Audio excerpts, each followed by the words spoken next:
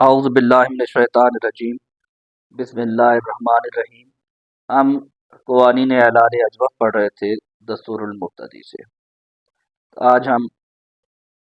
ایک اور قانون پڑھیں گے، اس کو ذرا تفصیل کی ضرورت ہوگی کیونکہ اس قانون کے بعد طالب علم کے ذہن میں بہت سے سوالات پیدا ہو سکتے ہیں، اور مصنف نے کما کوشش کی ہے کہ ان سوالات کا جواب دے پائیں۔ تو مصنف فرماتے ہیں کہ ہر ماضی اجوف ماضی میں، مضارع نہیں بلکہ ماضی میں، کہ بفتح عین کلمہ باشد، کہ اس کے عین کلمہ پر فتح ہو، و ضمیر مرفوع متحرک بدو متصل شود، اور اس کے ساتھ ضمیر مرفوع جو کہ متحرک ہو، جڑی ہوئی ہو، ملی ہوئی ہو، اگر واوی باشد، اگر وہ واوی ہے، وہ ماضی اجوف فتح عین کلمے پہ ہو، مرفوع متحرک ضمیر اس کے ساتھ جڑی ہوئی ہو، اگر وہ واوی ہو، فتح را بضمہ بدل کنند، تو اس فتح کو ضمہ سے بدلیں گے۔ اگر یائی باشد، اگر یائی ہو، بکسرہ بدل کنند، تو کسے بدلیں گے؟ کسرہ سے بدلیں گے۔ پس ضمہ و کسرہ، اس ضمہ اور کسرہ کو جو عین پہ اب آپ نے دیا ہے، ضمہ و کسرہ عین را نقل کنند، اس کو نقل کریں، بما قبل دہند، اسے کہاں پہ دیں گے؟ ما قبل کو دیں گے۔ اس کے بعد واؤ و یارا، اس واؤ اور یا کو جہتے اجتماع ساکنین کی وجہ سے آپ اس کو کیا کر دیں گے؟ بیفتد، گرا دیں گے، یعنی وہ گر جائے گا بیفتد۔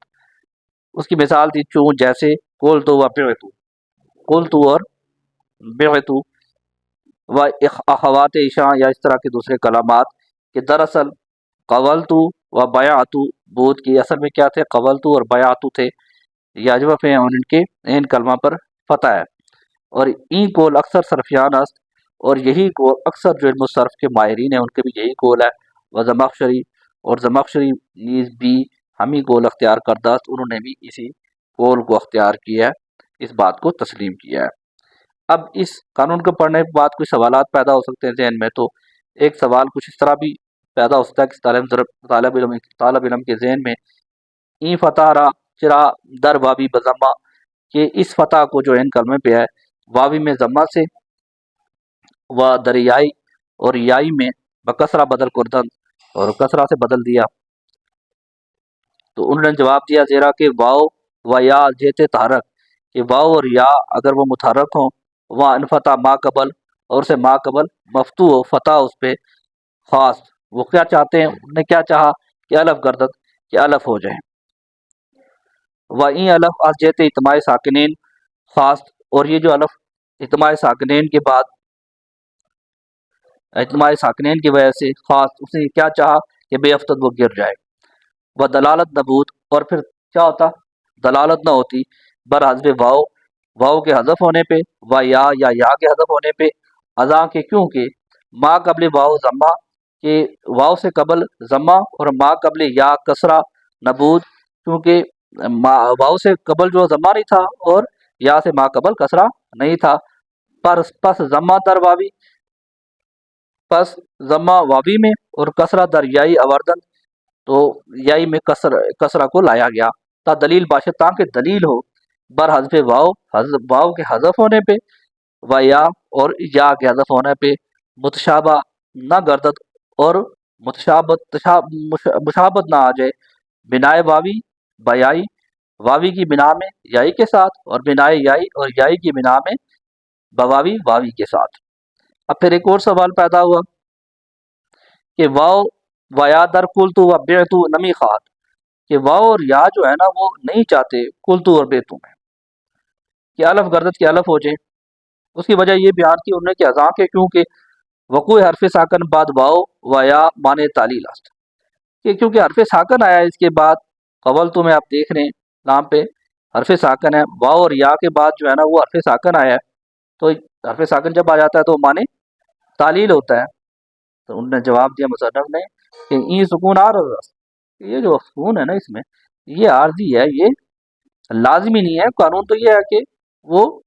لازمی ہونا چاہیے۔ تو این سکون عارض است نہ لازم، اور آج یہ جو سکون ہے یہ عارضی ہے اور لازم نہیں ہے اذا کے، کیونکہ بل ہو کے ضمیر پیدا شدہ است، کہ ضمیر کے ملنے کی وجہ سے جو ہے نا یہ سکون پیدا ہوا ہے۔ دوسرا سوال طالب علم کے ذہن میں یہ پیدا ہو سکتا ہے، اس کو بیان کیا مصنف نے کہ بعد آوردن ضمہ، یہ ضمہ کے آنے کے بعد در واوی واوی میں، و کسرہ در یائی، اور کسرہ یائی میں آنے کے بعد، نیز واو و یا الجہت تحرک و انفتح ما قبل خاص، کہ واو اور یا نے تحرک اور انفتح کی وجہ سے، متحرک اور مفتوح ہونے کی وجہ سے، مفتوح ما قبل ہونے کی وجہ سے چاہ کے الف کرتا تھا کہ الف ہو جائیں، وا الف الجہت اجتماع ساکنین، خاص طور اس الف نے اجتماع ساکنین کی وجہ سے چاہ کے بیفتتی گر جائے، وہ دلیل نبود، اور کہ دلیل نہ ہوتی بر حذف واو و یا، واو کے حذف اور واو اور یا کے حذف پہ دلیل نہ ہوتی، پس در آوردن ضمہ و کسرہ فائدہ چیز، تو پھر ضمہ اور کسرہ کو لانے کا کیا فائدہ ہے؟ انہوں نے جواب دیا کہ اللہ نسلم، ہم یہ تسلیم نہیں کرتے واو و یا خاصتاً کہ واو اور یا نے یہ چاہ کہ الف شمد کے الف ہو جائے، زیرا کہ شرط ای تعلیل آنس، کہ یہ شرط تعلیل کی اس جگہ پہ ہے کہ واو و یا متحرک باشد بحرکت لازم، کہ واو اور یا جو ہے نا وہ متحرک ہو حرکت لازم کے ساتھ، یہ ہم نے قانون پہلے پڑھ جب سب سے پہلے یہی قانون پڑھا تھا، وہ ای ضمہ و کسرہ عارض است، اور یہ جو ضمہ اور کسرہ ہے یہ عارضی ہے، ہم نے پڑھ لیا پہلے بھی کہ بلو کے ضمیر پیدا شدہ است، وسر دری انست، اور اس میں جو راز ہے، اس میں حقیقت جو ہے، جو اصل بات ہے وہ یہ ہے کہ حرکت لازم ثقیل است، حرکت لازم جو ہوتی ہے نا وہ ثقیل ہوتی ہے، اور حرکت عارض جو ہے نا وہ ثقیل نہیں، تو حرکت عارضی جو ہوتی ہے نا یہ ثقیل نہیں ہوتی ہے، وہ ابدال جہت ثقل است، اور ابدال جو کیا جاتا ہے نا یہ ثقل کی وجہ سے کیا جاتا ہے، نہ جہت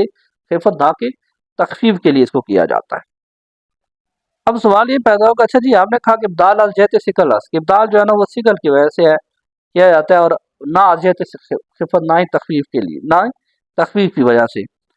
تو بھائی بات یہ ہے کہ جو یہ ضمہ و کسرہ عارض، یہ جو ضمہ و کسرہ ہیں، کسرہ ہیں یہ عارضی ہیں، ثقیل نہیں ہے، ثقیل نہیں ہے، پس نقل بسوئے ما قبل برائے چہ باشد، تو پھر نقل آپ نے کیوں کیا ما قبل کی طرف، اس کو